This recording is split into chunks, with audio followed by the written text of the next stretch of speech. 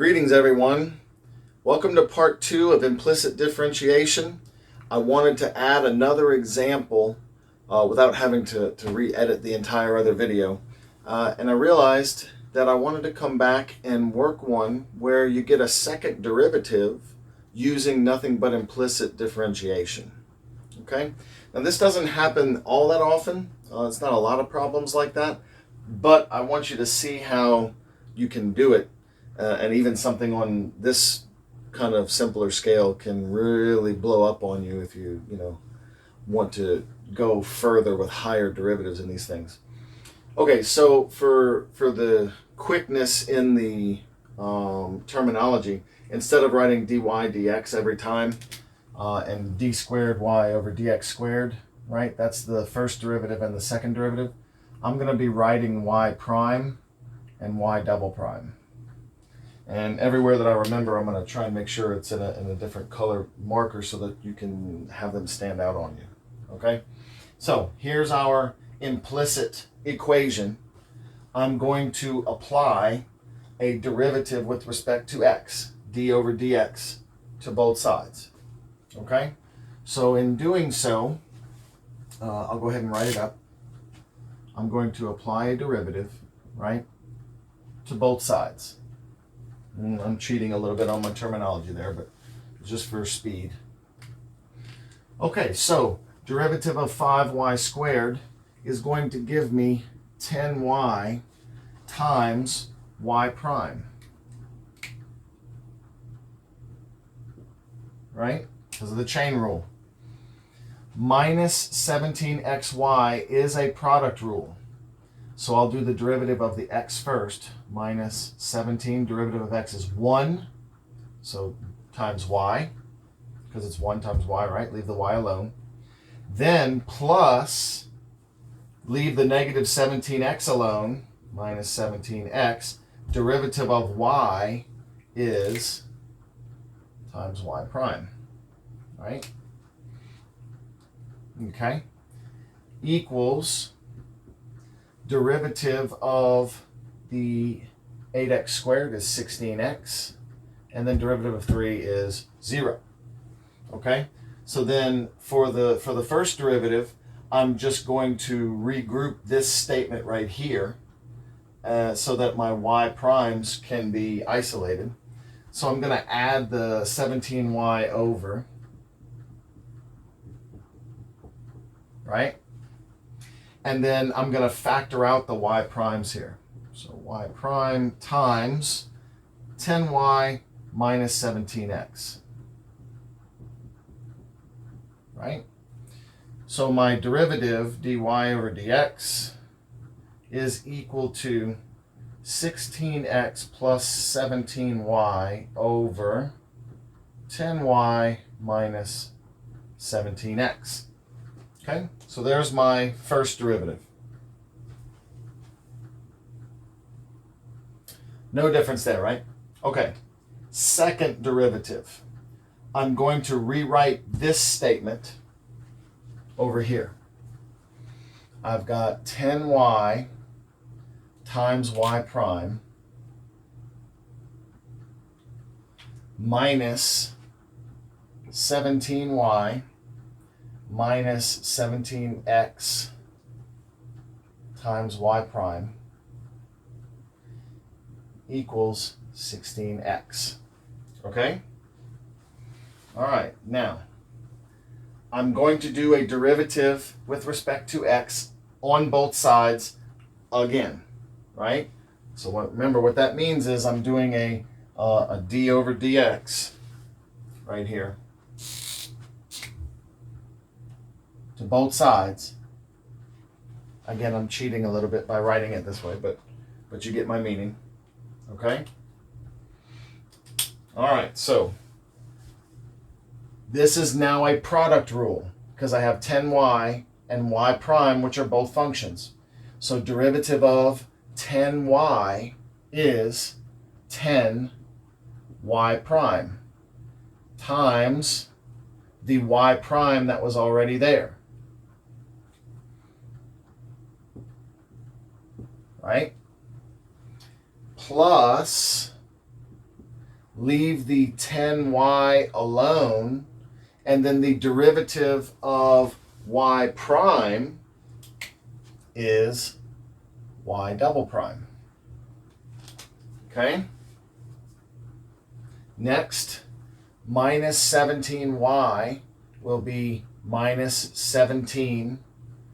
Derivative of y is y prime. Okay? I now have a product rule coming up next. That's going to give me minus 17 times y prime again.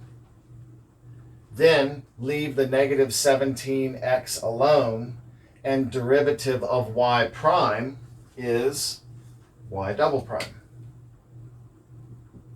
Okay? And then, of course, derivative of 16x is 16. All right. So hopefully you stuck with me on that one. There was a bunch of product rules in there.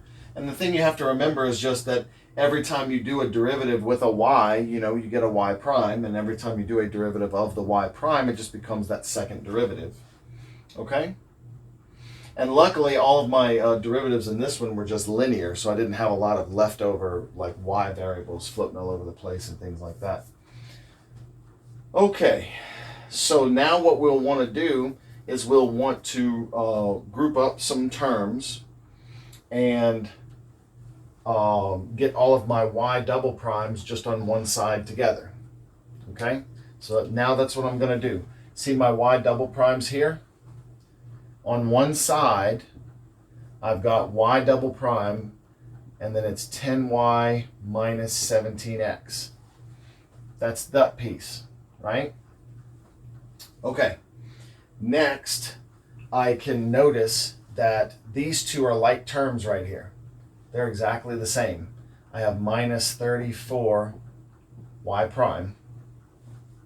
Okay?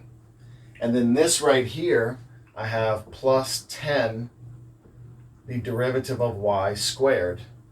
And then the whole thing is equal to 16. I want to solve for y double prime. So one step at a time, right? I've got y double prime is times 10y minus 17x. And that's going to be equal to 16 plus 34y prime minus 10 y prime squared. All I did was I added this term over and I subtracted this term over. Okay?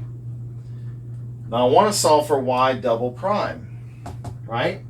But I don't want to have y primes in there if I can help it. Well, I already know what y prime is equal to. It's the derivative, dy over dx. It's this thing right here. Okay? So then, not changing the left side any, but I do have now 16 plus 34 times 16x plus 17y over 10y minus 17x